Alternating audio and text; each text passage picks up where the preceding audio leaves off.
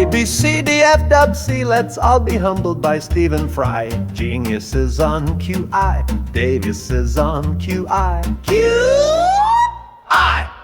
What's up everyone, Adam from FWCI here. This is QI Series 2, Episode 7, Biscuits. And to celebrate the occasion, I've got an array of biscuits right here for the nommins. I got a little bit of chocolate chip cookie, I got a little bit of a mint slice, and I got some nice bickies, and to go with it, I got a nice hot cup of tea in my Fallout mug. Now, if you want a full-length version of this reaction, go to patreon.com/FWCI. Make sure you subscribe here on YouTube as well, because I'm doing one episode of every season of QI until I get to wherever we're up to at that point.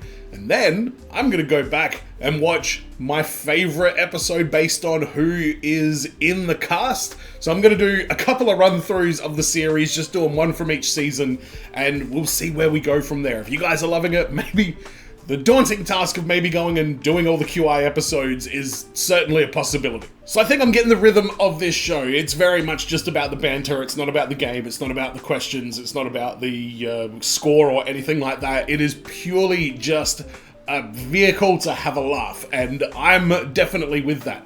Is Curly Brown still going to be brown at this point? I know that by 2022, Alan Davies' hair is basically white. And in this, it is very much brown. So I'm looking forward to the progression of Alan Davies' hair color changing. And let me know down in the comments which QI episodes you would like me to watch as I continue on through this series. But this is QI, Series 2, Episode 7, Biscuits.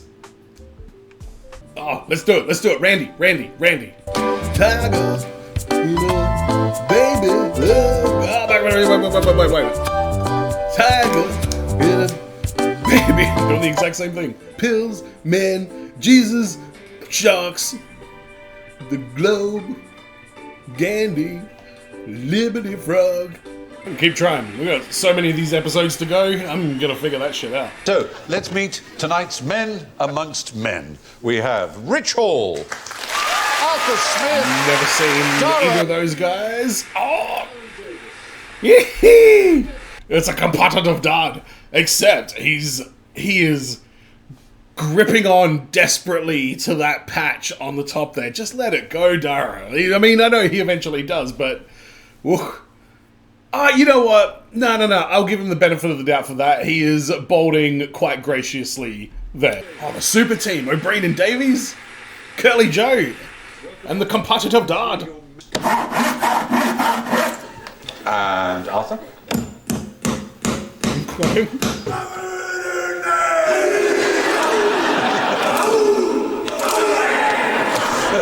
And Alan. Come on. When are you going to give this man a good buzzer? How many seasons do I have to wait for Alan Davies to be given a good buzzer? The British Empire was built on diarrhea. True. Next question. Diarrhea was very much the least of our problems while the English were in the country. Really, we'd have been glad of a bit of diarrhea. 40s that went, Paddy, you're looking very thin. I know the food is just running through me at the moment.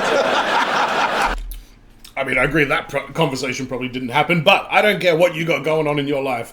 Diarrhea is a problem for anybody. This spicy British food doesn't appeal to me at all. Because the British was the first imperial power to overcome the problem of diarrhea. Up until the 18th century, almost every invading army anywhere in the world was laid low by diarrhea, particularly the French. What the fuck? More faeces with your food actually improves your health.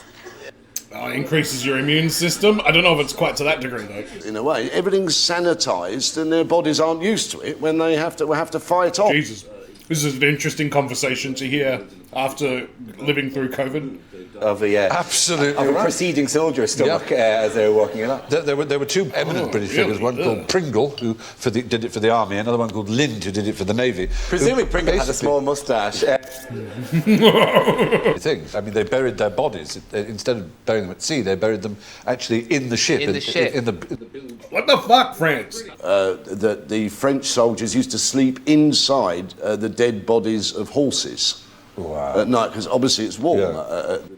All right, you have a point. You get a point. They believed that disease was all about smell, and if something smelt bad, you would be ill. We had a maths teacher at school who smelled disgusting. You get a point too, Davies. Because of scurvy, vitamins weren't known about until 1912, but because almost every country that grew lemons hated Britain, the only countries we could get anything close to it was the Caribbean, where there were limes, which actually... Get oranges, isn't it? I've seen our flag means death. I know that when you get scurvy, your teeth fall out and your fingernails fall off, and you need oranges from Jim's monastery orphanage. That old chestnut. You know, they say that the wheel is the greatest invention ever, but I think it's probably the second wheel because... That's a good point. That is a very, very good point. Seen a guy on a unicycle. What an asshole. Yeah. And he was the only soldier, according to him, who didn't have the runs, and he was actually constipated. So I had to dig it out with a stick. Christ. Fucking hell, mate. Alright, here's my QI point. Army people, they put the ration packs together, and there's a chocolate in there that's like a laxative, and there is a like cheese in there, like a thick cream cheese block kind of thing. And apparently what you're supposed to do, you're supposed to eat the cream cheese first. That's supposed to like kind of block up your system. Then you have the chocolate, which gives you the diarrhea effect. I think I'm doing this right. And then you do a thing called a power dump, where you stand there and you push out in one motion and you squat down all in the one motion and you just go, whoa! And apparently that is like the most efficient way to shit when you're out in the fucking woods. So says my friend who did Air Force cadets. That's where I'm getting my information from. Power dump. It's really put me off going to war. A question for Dara. Now, what begins with B? I thought we were done with diarrhea. Wow. It's All nearly right. an anagram, your name, isn't it? It kind of is. Can I just say, Dara looks amazing in that pinstripe suit. For diarrhea. It's an anagram No, with a it's great... not. There's only 4 letters in my name. There's an O, yeah, there's a B, there's an N, yeah, as if my name is roughly NB diarrhea. Begins with a B and is illegal in Turkmenistan. Begins with a B and is illegal in Turkmenistan. Illegal with a B begins illegal. Fuck. Let's start that again. Begins with a B. Illegal in Turkmenistan. I'm not gonna say beards because I feel like that would be a very poor guess. Beach balls. Fuck it. Ballet. Ballet is the right answer. Ballet is illegal. Really? In a Illegal? country that used to be part of the Soviet Arrest Union. that man. His face appears on millions of yogurt pots. If you buy a yogurt pot in Turkmenistan, his face will be on it. What? What a weird thing to want done. It's gone to his head. Yeah, exactly. What the fuck? You're arrested. Presumably you would be arrested. Even for a small plie? Fuck it. Davies. There must be some kind of underground ballet dancing club. I imagine there probably would be, yeah. It'd be some sort of weird, edgy, cool subculture, I suppose. The cool, edgy subculture of Turkmenistan ballet, underground, street fight dancing. Tarantino, do your thing. Something odd This about sounds like a place where Bush needs to go in and kick some more ass. You know, when did this come out? 03, yeah. it. For a question for Arthur. What's quite interesting about digestive biscuits? Well, it's a hard-working biscuit, the digest. What's quite interesting about the digestive biscuit? They sound like they're for old people, but they're actually fucking delicious. And if I knew we were going to be talking about them, I would have grabbed some. You know, you put cheese on it. There's goes chocolate on it. It's a base for cheesecake. You put cheese on it. Great dunker. I agree with that. Fishy taste about a digestive. What have you been dunking them in? Who have you been dunking them in? Jesus Christ, Alan. What the fuck, mate? Supposed to be an anti-flatulent biscuit when they were designed in the 19th century. That's right. In America, it's You better have one of these.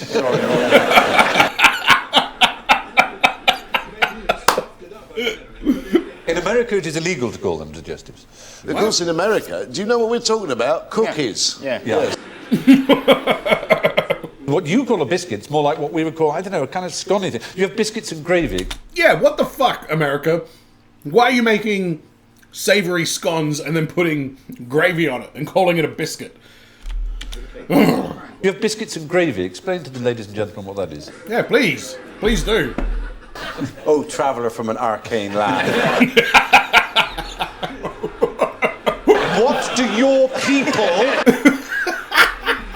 It depends on what trailer park you live in. Sometimes it's 3 meals a day. Gravy, I hope it would be a lunchy thing at the earliest. What is the difference between a cake and a biscuit? A cake is like...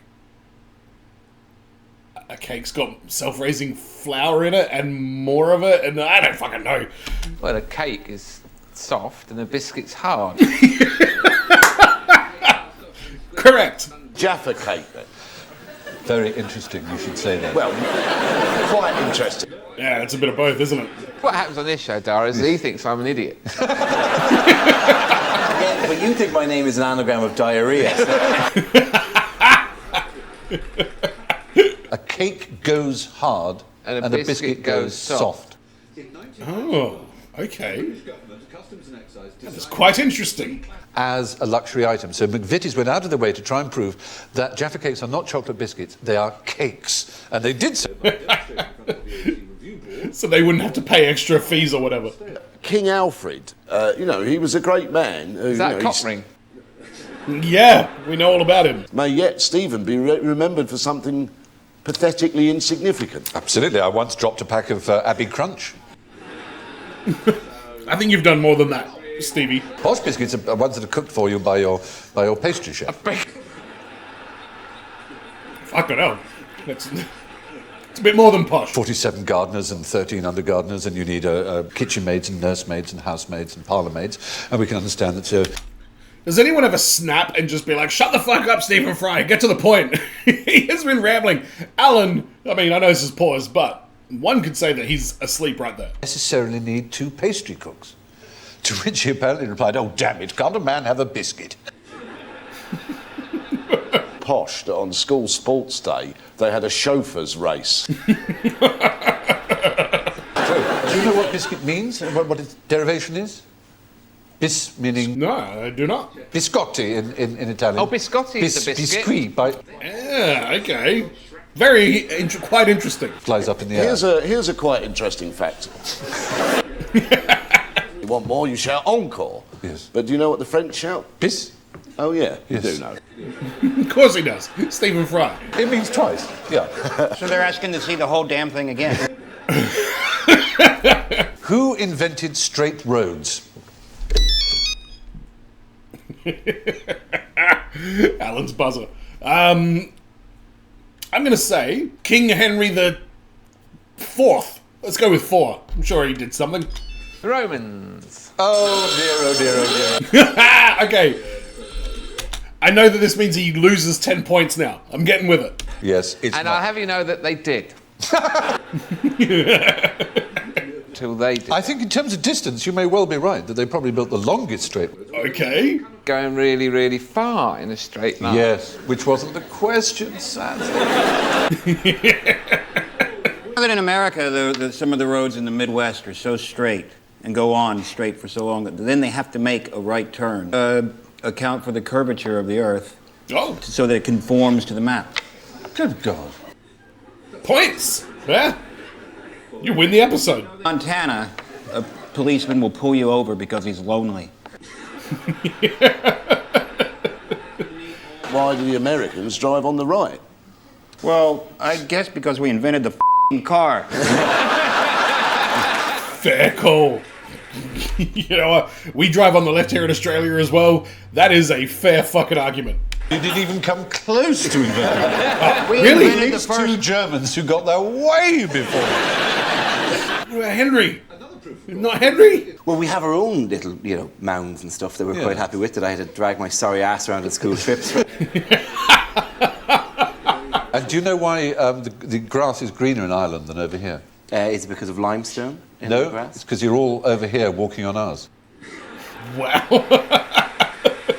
Dose of general ignorance round now, so fingers on buzzers. Rack up this general ignorance. I'm here with it. I'm here Now for it. for a group of baboons. A group of baboons. A mob of balloons? Baboons? A a bunch of baboons. It's the Congress. The Congress. It's a Congress. It's a Congress of... Very clever. In a series called Not the 9 O'Clock News, there was a sketch called Gerald the Gorilla, in which Rowan Atkinson played it. And Wild. Yeah, I remember that. Well, he talks about a group, or flange, as we call them, of gorillas. I'll quote you here from a book called Sex and Friendship in Baboons by Barbara B. Smuts. This is a review. What the fuck is this book? That sounds like an erotic pen name. In this marvellous book, Smuts draws from years of painstaking field research in which he followed around a flange of Chacma baboons and created from a comedy sketch into the internet and is now being used by academics. Yeah, you know what? That happens a lot more these days. There's a lot more random slang words getting like put into the dictionary and stuff like that. It's a wild time. Who can tell me which mammals have the most bones in their noses? Anteaters. No, it'll probably start with a fucking B. Rhinoceros. Crocodiles. It isn't crocodiles, as it happens. I was going to say elephants, but I think it's really stupid. Well, the answer is an anteater, so you should have some points. Particularly, Yes! aardvark is the right answer. Same. You don't even. Yeah, I'm claiming it. Jeg spiller kaffe på møreslør. Jeg had spildt kaffe på mejerislugger. What did I just say? What's the boiling point of water? 100 degrees. Oh dear. 1744 he lived, a short but fruitful life. Spent all that time going, oh, that's hot. I should call that one.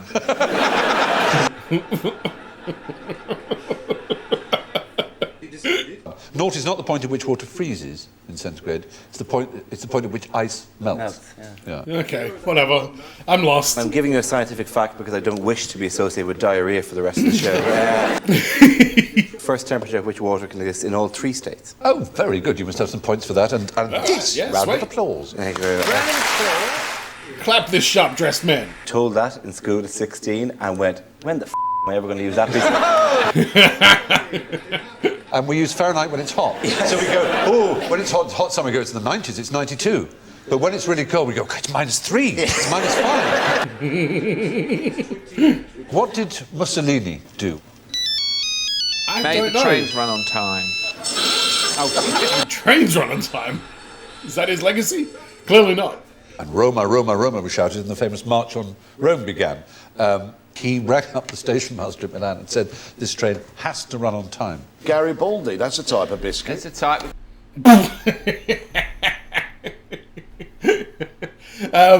I'm guessing that is true. I have no idea who Mussolini is and what the fuck he's all about then. I didn't know he was... Isn't he like an angry army war guy? He was marching on Rome. But then it said he worked at the train station and he was like, yeah, let's make trains run. I know that wasn't exactly what it is, but timeline-wise, what the fuck? It cracks. It's the difference. Crack Alan. a cake. Which eye did Nelson wear his eye patch on? Left. The right eye. Suck it, Davies. He didn't wear one, ever. Fuck. Like this. Covered and shining in stars. And from 50 feet away, the French shot him. Did you know that Lady Hamilton was vastly overweight and had a Lancashire accent? I thought you were going to say overrated. Last place, we have Alan with -20, I'm sorry to say. Well, I'm sure that's as bad as the score will get for Alan. Chaw on 2, and our runaway winner. The competitive dad on 4 points with the dub. May you get to heaven a half hour before the devil knows you're dead. Good night. Very nice. You know, there's a comedian that my dad was a big fan of, and he used to rent stuff of this guy, and he had a sketch show at one point. And there must be some kind of Aussie crossover, because there was remember Yahoo Serious had a couple of movies in the 90s? He had one where he was like young Einstein, and another one where he was the legendary Australian outlaw Ned Kelly, but in the 90s on a motorbike instead of on horseback back in the day. He popped up in the Ned Kelly movie, the Reckless Kelly movie. I'm talking about Alexi Sale. I just remember him being hilarious, and Dara O'Brien looked like Alexi Sale in this here. So I don't know. Obviously, I think there's a bit of a height difference between the two. But is Alexei still out there? I haven't heard that he passed away or anything. Like, is he still doing comedy and stuff like that? Because I hope I get to see Alexei Sale on an episode of this, or maybe even a series of Taskmaster. But again, it's been a long, long time. I don't know if he is even doing acting or comedy. I don't even know if he's alive. Great banter. These are going to be hard episodes to wrap up because it's just laughing at the banter and enjoying the jokes and the lulls throughout the thing. There's no real like structure to the show or like narrative that happens throughout.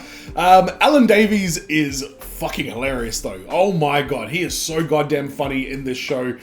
Somebody in the comments mentioned his physical humor, and in this episode I definitely understand what they were saying about that, because he's just so animated with his absurdity. He's a very visual kind of comedian, so this is definitely like the perfect venue for him to do his thing. Rich Hall, that was the American guy. I've seen him before. I don't know in what. I don't remember if I found him funny or whatever, but he was pretty quiet, and I'm guessing that there are going to be a lot of edits of this show where certain people appear to be quiet because you can only keep so much in. But he had some pretty good jokes. He was definitely giving off 2003 vibes. Arthur Smith, which one was he? He was the... that guy down on the end. Yes, the one who kind of reminds me of Dave Baddiel for some reason. He was quite interesting. No pun intended. Didn't mind his additions to the show. But Dara O'Brien, he was still probably... he wasn't as funny as Alan in this episode, but of the other three, he was still easily the funniest. Like, he's got so much charisma. He looked great in this. Black pinstripe suit Dara O'Brien in 2003 is quite a vibe. And please tell me that there's an episode where somebody just interrupts Stephen Fry's like long rambling discussions about some historical interesting stuff, but like also unsolicited. He just completely interrupts the flow of the show with some insane fact. But it's Stephen Fry. He could read me my electricity bill and I would be fascinated. I hope you enjoyed this reaction. Let me know in the comments which episode of QI you would like to see me watch next. I'm going to try and see if I can get like feedback from people public on YouTube before I do the recording. I haven't got my schedule figured out yet, but I'm doing Biscuits. I'll do episode C next, which you won't see until... No, wait. Okay, when I get to Series D, I've got 3 options that people have suggested so far. Death, danger, and domesticity. Let me know in the comments which of those episodes you would like me to have a look at, and that will help me make a decision on which one I react to. And as always, everyone, be well, stay safe, look after your friends, ta-ta, and farewell. Hey, is that Stephen Fry?